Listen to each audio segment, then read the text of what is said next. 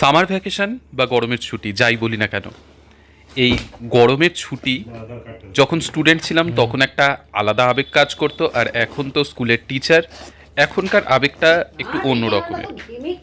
যাই হোক, তখনও গরমের ছুটি পড়া মানেই ঘুরতে যেতে হবে, আর সেই একই জিনিস এইবারও।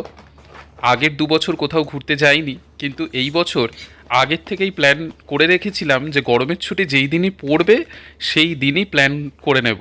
কারণ পরে আবার কিছুদিন বাড়িতে থাকার পর মনে হবে আবার যাব কি যাব না, গরমের মধ্যে বাড়িতে থাকি, যেটা আগের বারটা হয়েছিল। তো এই বছর একেবারে তড়িঘড়ি স্কুল মানে কমপ্লিট হলো 30 তারিখে, এবং 31 তারিখেরই টিকিট কেটে নিয়েছিলাম যে সেই দিনই বেরিয়ে পড়ব কোথাও ঘুরতে যাওয়ার জন্যে। এবার কোথায় ঘুরতে যাচ্ছি সেটা কিছুক্ষণ অপেক্ষা করো, ঠিকই জানতে পেরে যাবে। তো এইখানে ব্যাগ গোছানোর পর্ব চলছে। ব্যাগ মোটামুটি গুছিয়ে নিয়েছি। এটা যেটা পিট ব্যাগ, এটা একদম নতুন ছিল, কিছুদিন আগেই অর্ডার করেছিলাম। তো সেটার মধ্যে যেটা হালকা ফুলকো যেই জিনিসগুলো হয়, যেমন পারফিউম, তারপর ব্রাশ, এগুলো সব ঢুকিয়ে নিলাম। আর আমার ট্রেন হচ্ছে এখান থেকে কলকাতা যাওয়ার রাত 9টা।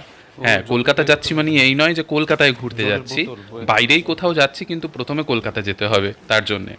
তো এইখানে খাওয়া দাওয়া সেরে এই বাবা মাকে প্রণাম করে এখন বেরিয়ে পড়বো। তো ট্রেনের টাইম তো রাত 9টা, তার জন্য খাওয়া দাওয়া সেরে এইখানে এই জুতো পরে নিলাম, পরে নিয়ে এই দুগ্গা দুগ্গা বলে বেরিয়ে পড়ার পালা। তো যাই হোক, এইখানে বেরিয়ে পড়বো সেই সময় অর্কর সাথে দেখা। অর্ক বাড়ি এসেছে আজকে।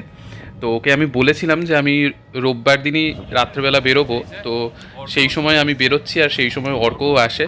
তো ও বলল যে চল, তোর সাথে আমি ট্রেন পর্যন্ত তোকে এগিয়ে দিতে যাই। তো স্টেশনে আসলাম, এসে আজ গরমটাও প্যাচপ্যাচে, প্রচণ্ড গরম। তো অর্কর সাথে কিছুক্ষণ গল্পগুজব করলাম, ওরাও দার্জিলিং গেছিলো, ঘুরে আসলো। তো আর আমার ঘোরার পালা শুরু হলো আজকের থেকে। তো এই কিছুক্ষণ গল্পগুজব করতে করতেই এইখানে চলে আসলো ট্রেন। তো এই হলো রাধিকাপুর এক্সপ্রেস, যেই ট্রেনে যাব কলকাতা পর্যন্ত। তো প্রচণ্ড গরম বাইরে, যেমনটা বললাম প্যাচপ্যাচে গরম। যাই হোক, ট্রেনে উঠে স্বস্তি। তো খাওয়া দাওয়া যেহেতু আমার হয়েই গিয়েছে, রাত 9টায় ট্রেন, তো এখন ব্যাগগুলোকে ঠিকঠাক মতো অ্যাডজাস্ট করে নিয়ে জাস্ট শুয়ে পড়বো। আর বাইরে যা গরম, সেটাই শুধু ভাবছি কলকাতায় গিয়ে সেখানে কীরকম গরমটাই না ফেস করতে হবে। আমাদের এখানেই যা গরম, কলকাতায় তো আরও মারাত্মক গরম হবে। তো যাই হোক, কিছুদিনের জন্য কালিয়াগঞ্জকে বাই বাই বলে এখন ঘুরতে যাওয়ার পালা। তো মনের মধ্যে একটা আলাদাই আনন্দ যে ঘুরতে যাচ্ছি নতুন জায়গায়। জায়গাটা সত্যি খুবই স্পেশাল আর ভক্তিমূলক জায়গা। তো সেইখানে যাচ্ছি ঘুরতে। তো এইখানে বসে কিছুক্ষণ গান শুনতে শুনতে তারপর শুয়ে পড়লাম। এইখানে বেড কভার, পিলো কভার এগুলো খুলে নিয়ে একটু সেট টেট করে নিয়ে, আর সেরকম কিছু নেই। এবার পুরোটাই সকালবেলা উঠে এই পৌঁছে গেছি নৈহাটি স্টেশনে। তো হ্যাঁ, আমি নৈহাটি স্টেশনে নামলাম, কলকাতা স্টেশন পর্যন্ত গেলাম না। কারণ আমরা যে আজকে জার্নিটা স্টার্ট করব, সেখানে আমি আর নৈহাটির এক বন্ধু, আমরা দুইজনেই মানে যাচ্ছি ঘুরতে। তো এইখানে নৈহাটি স্টেশনে নেমে মানে প্রচণ্ড প্যাচপ্যাচে গরম। তো যাই হোক, বন্ধুর বাড়িতে এসে স্নান টান সেরে একটু রেস্ট নিয়ে নিলাম। রেস্ট নেওয়ার পর তারপর একটু সকালের ব্রেকফাস্টের পালা। তো রুটি, আলুর তরকারি, আর ওদের বাড়ির গাছের আম। তো মনে ভেবেই রেখেছিলাম যে নৈহাটি যাব, তো গিয়ে বড় মায়ের মন্দিরে অবশ্যই যাব। তো সেই মতোই সেই 2015 সালে যখন কলকাতায় পড়তাম, সেই সময় কালী পুজোর পর দিন এসেছিলাম বড় মায়ের দর্শন করতে।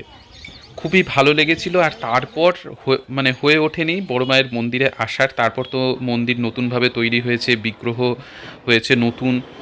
তো সেই উপলক্ষেই খুব ইচ্ছে ছিল বড় মায়ের মন্দিরে যাওয়ার। তো সেই মতোই সকাল সকাল পৌঁছে গেলাম বড় মায়ের মন্দিরে।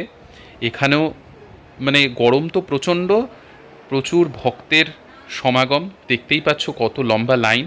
তো ঘুরিয়ে ঘুরিয়ে এইখানে সিস্টেম করাই রয়েছে, এরকমভাবে ব্যারিকেড দেয়া, ঘুরিয়ে ঘুরিয়ে বহুক্ষণ বাদে পৌঁছলাম তো বড় মায়ের এইখানে পুজো দিতে।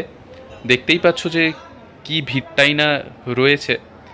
তো যাই হোক, অনেক দিনের ইচ্ছে ছিল যে বড় মায়ের এই নতুন মন্দিরে নতুন বিগ্রহ এটা দেখার। তো সেই ইচ্ছে আজ পূর্ণ হলো, সত্যি মন ভরে গেল।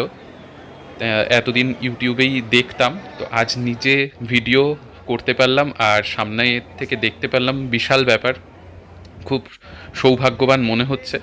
তো এইখানে পুজো দিয়ে এইখানে প্রণাম সেরে এই বড় মায়ের বিগ্রহ, তো পুজো সেরে এইখান থেকে আবার চলে গেলাম এইখানে নৈহাটির শ্যাম সুন্দরী মায়ের মন্দির।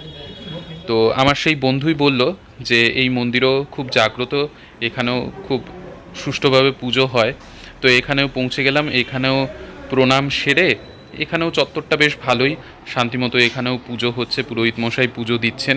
পুজো দেখে আশপাশটা, মন্দিরের আশপাশে মহাদেবের মন্দির রয়েছে, সেখানেও পুজো চলছে, খুব ভালোভাবে দর্শন হলো এখানেও।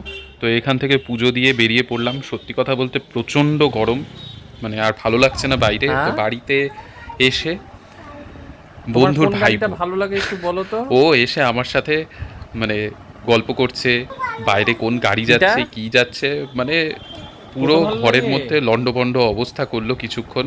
বেশ ভালোই লাগলো, ছোট্ট বাচ্চা থাকলে যা হয়। তো ওর সাথে কিছুক্ষণ গল্প করে তারপর এখন আমাদের বেরিয়ে পড়ার পালা। তো নৈহাটি স্টেশন থেকে আমরা বেরোলাম বিকেল 4:30। এখান থেকে আমরা যাব এসপ্ল্যানেডে। তো তার জন্য আমাদের নৈহাটির থেকে যাব দমদম, তারপর দমদম থেকে মেট্রোতে করে এসপ্ল্যানেড যাব। তো সেই মতো এই যে দমদমে এসে দমদমে লাগেজ নিয়ে নেমে পড়লাম। যেহেতু রবিবার, তো অত ভিড় ছিল না এই টাইমটাতে ট্রেনে, লাগেজ নিয়ে নামতেও কোনো রকম অসুবিধা হয়নি। তো এবার ওঠার পালা মেট্রোতে। তো এখান থেকে মেট্রোর টিকিট কেটে এখন উঠবো মেট্রোতে, দেন এসপ্ল্যানেড। ঘুরতে যাচ্ছি এক আলাদাই আনন্দ, চোখ মুখ দেখলেই বোঝা যাচ্ছে কতটা আনন্দে আত্মহারা অবস্থা। তো যাই হোক, এইখানে মেট্রো স্টেশনে তো পৌঁছে গেছি। মানে বাইরে যেইটুকু সময় থাকছি গরমে, মানে নাজেহাল অবস্থা যাকে বলে আর কি। মেট্রোর জন্য ওয়েট করতে করতে এই মেট্রো আসলো। অনেক দিন বাদে মেট্রোতে চড়লাম। সেই ডিসেম্বরে এসেছিলাম, আর এই ডিসেম্বরে সেই উইন্টার ভ্যাকেশন, সেই সময় এসেছিলাম কলকাতাতে, আর এই সামার ভ্যাকেশনে জুনে। আজকেই 1 জুন, মানে আজকের থেকেই স্টার্ট হলো আমাদের ছুটি অ্যাকচুয়ালি, আর আজকেই কিন্তু পৌঁছে গেছি কলকাতায়। তো এইখানে মেট্রোতে বসে কিছুক্ষণের অপেক্ষা, তার মধ্যেই পৌঁছে গেলাম আজ এক নতুন অভিজ্ঞতা হতে চলেছে আমার, জানি না কেমন হবে। অ্যাকচুয়ালি অনেকটা দূরেই যাচ্ছি, কিন্তু ট্রেনের টিকিট অ্যাভেইলেবল ছিল না, তার জন্যই এসপ্ল্যানেড থেকে বাসে ট্রাভেল করব। তো এক্সপ্রেস লাইনের যে ভলভো বাসগুলো রয়েছে সেগুলোতেই টিকিট কাটা হয়েছে। জানি না কীরকম হবে, আমার মনে একটাই ভয় যে রাত্রে আদৌ ঘুমোতে পারবো তো বাসে ঘুমোনোটা সম্ভব তো। তো যাই হোক, এই সব মনের মধ্যে বিভিন্ন চিন্তা ঘোরাফেরা করছে, কিন্তু এক্সাইটমেন্টও প্রচুর, নতুন একটা এক্সপিরিয়েন্স হবে। এইখানে এক্সপ্রেস লাইনের এই ওয়েটিং রুম, এইখানে বসে রয়েছি, সামনে দিয়ে বহু গাড়ি যাচ্ছে, বহু প্যাসেঞ্জার, যা ট্রেনের টিকিট অনেকেই পায় না, তো তারা এভাবেই ট্রাভেল করে। এখানে এসে আমি ভাবছিলাম যে আদৌ কজন ট্রাভেল করে, প্রচুর লোক ট্রাভেল করে। সত্যি কথা বলতে আমি বাসে জার্নি করি না, তার জন্যই আমার মনে এত কিছু আসছিল। তো এখানে এসে প্রচুর লোক ট্রাভেল করছে, শিলিগুড়ি, বালুরঘাট, এরকম প্রচুর জায়গার বাস চলছে। তো আমাদের এই এক্সপ্রেস লাইনের বাস কিন্তু এই চলে এসেছে, তো নতুন অভিজ্ঞতা আজ হবে। তো এইখানে ব্যাগগুলো রেখে দিলাম। তো আজকের ব্লগটা আর বড় করছি না, এই পর্যন্তই রাখছি। নেক্সট ব্লগে কিন্তু বাকি অভিজ্ঞতা শেয়ার করব, সঙ্গে থেকো। টাটা।